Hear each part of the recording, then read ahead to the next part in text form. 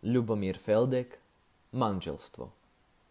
Dlho som premýšľal nad manželstvom, žena moja. Dlho som predmýšľal nad tým, prečo Robinson Jeffers nenapísal básne o manželskej láske, ale o žene túžiacej po žrebcovi. A prečo musel vyčkať na smrť Uny, aby mohol zvolať najdrahšia.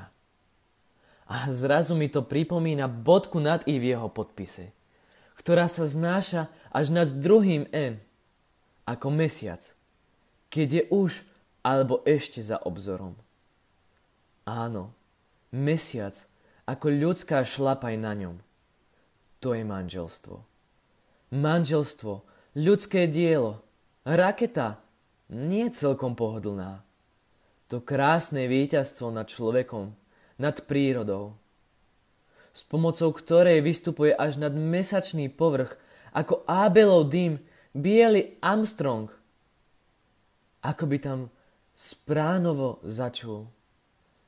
Ako basovo brat čierny Armstrong chvíli, aby sa pozrel späť na modrú Kainovú hviezdu.